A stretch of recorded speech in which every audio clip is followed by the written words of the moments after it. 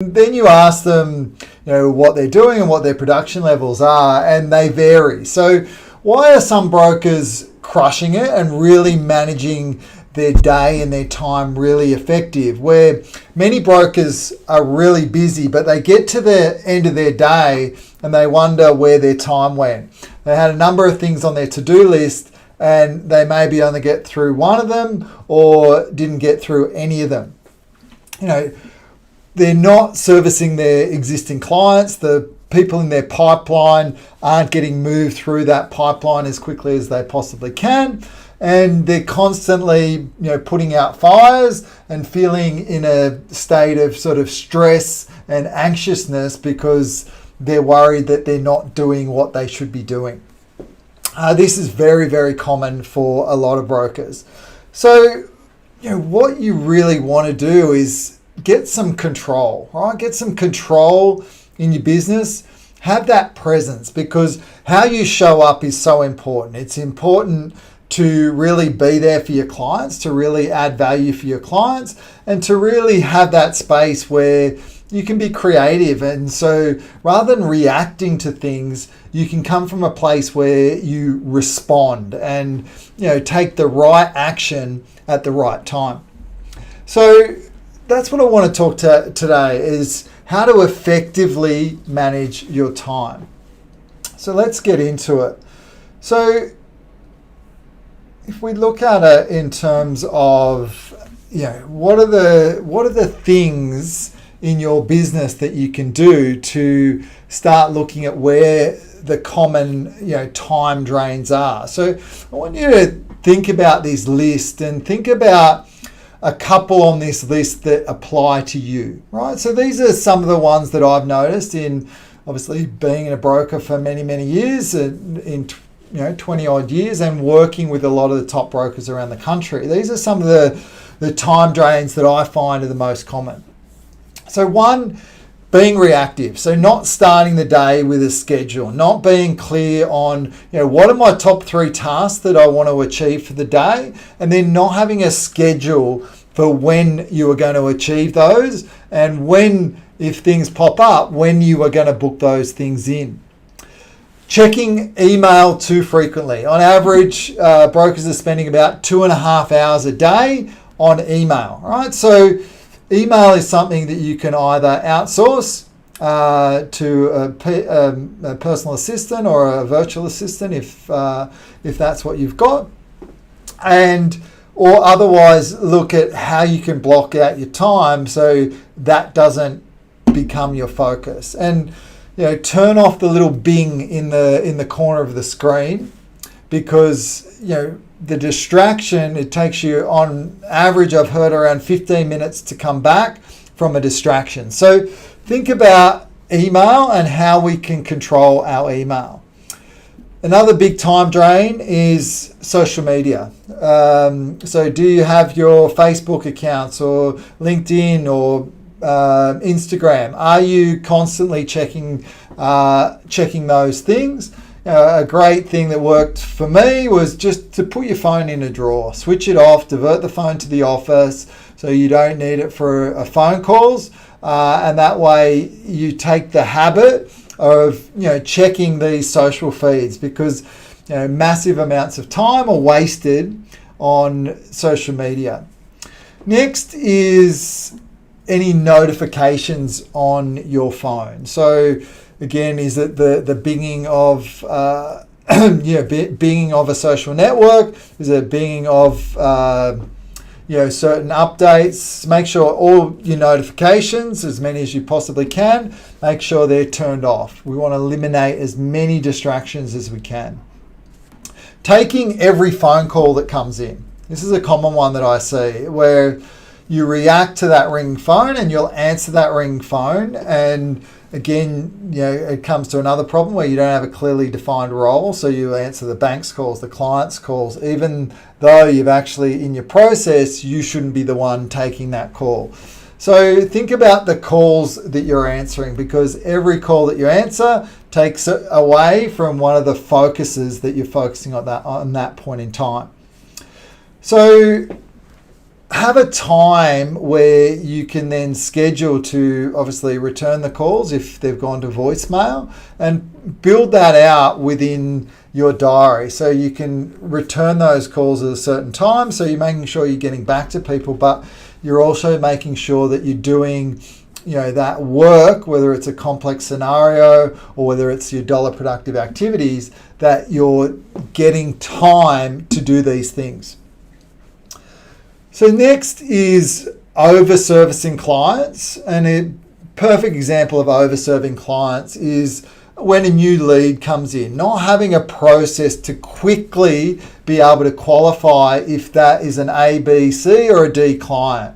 And of course, we want to spend as much time as we can with the A client. So we want an ability to be able to quickly qualify with providing great service to all, but be able to qualify, all right, who are those clients that I want to be able to spend time with, and making an appointment so we can get the most out of them and we can add the most value. And for me, I pushed back for a long time in requesting a lot of the documentation up front. But we ended up moving to that when we got to a level where we were doing big volumes, because I could provide the fastest service knowing that I had all the information. So if a client told me they had $70,000 rather than on their payslip, rather than just taking their word, if I actually got the payslip and waited to do the servicing calculator until I did it, then I wouldn't be doubling and replicating the process. So that's one thing, looking at over-servicing clients. Or the other thing is having too longer conversations with clients. So an example of this, some of my clients in the accelerator program will make phone calls, and we set a goal in terms of how many calls they want to make day in, day out. Some people only get through a few calls because they have longer conversations. Where some of the clients, and Desley, one of my elite clients, is amazing at this. She'll get through 60 calls with an hour between sort of 8 and 9 o'clock in the morning, because she'll have a 1 minute sort of script that'll just go through. And for example, if it's an existing client, she'll just go through and say, hey, you've been with us for X number of years. I just want to check in and make sure that the lender that you're on the best product and your rate's competitive. And again, I've cut that short, but it's a very, very quick conversation. And if the client does want to do something, she'll make a time to get back to them to book an appointment, and her staff member will book them in for an appointment if they are looking to do something more or if there's a deeper conversation. So that way she's able to get through a lot more calls. So that's talking too long with clients on the phone. The other thing is around your admin inefficiencies. So, for example, not having a template email and drafting a different email at every stage of the loan process, or when you're coming up with a solution for a client, not having something that's templated that you can use again and again, that you're recreating the wheel. This is admin inefficiencies, and there's so many areas in your business that you'll find inefficiencies in your administration process because you're busy doing, you're not busy thinking about how can I streamline this.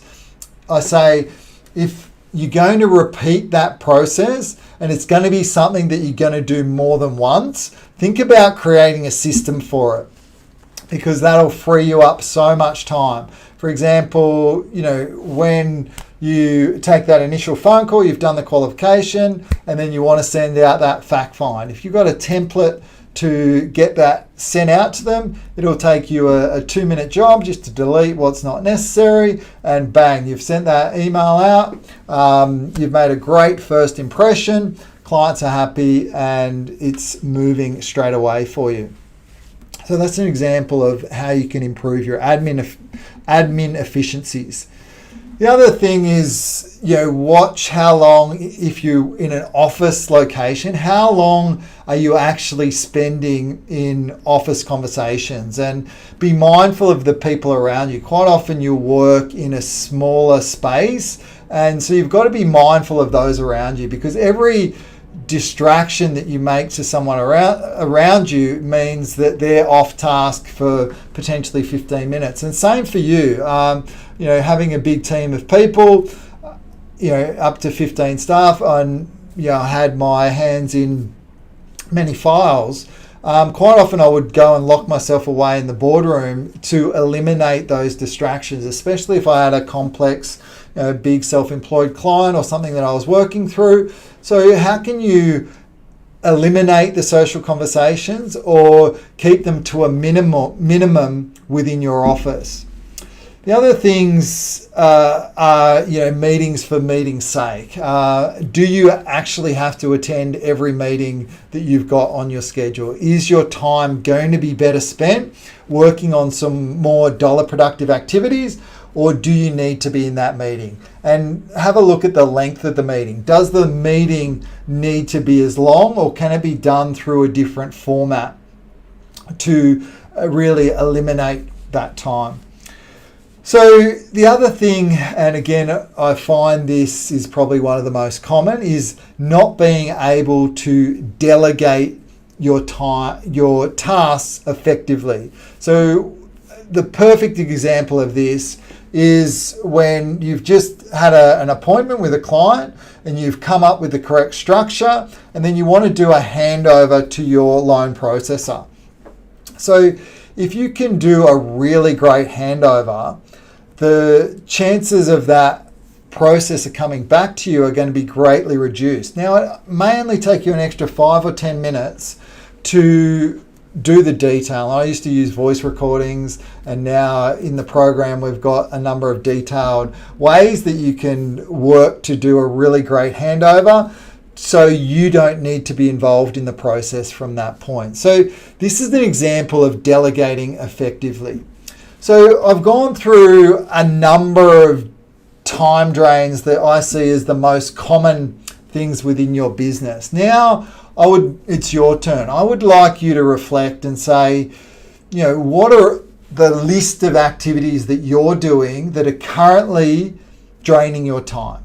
All right, write a list, pause the video now, write a list of all the things that are draining your time. All right, go ahead and do that. All right, perfect.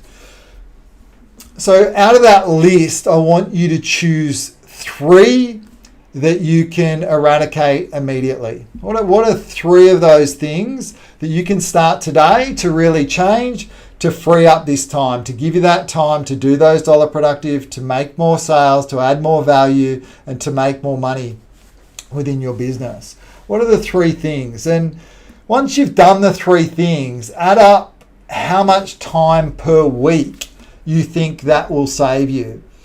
When I've done this exercise in my programs and with a number of brokers, what they find with just these 3 activities, it will save you between 10 to 20 hours a week. So you think about that, that's 40 hours a month, and over the course of a year, it's about 480 hours. Like with 480 hours, if you would invest that into dollar productive activities, so adding value to your existing client base and to referral partners, working on better systems and processes, training your team, what would be the result for you in terms of return on your time and return on investment?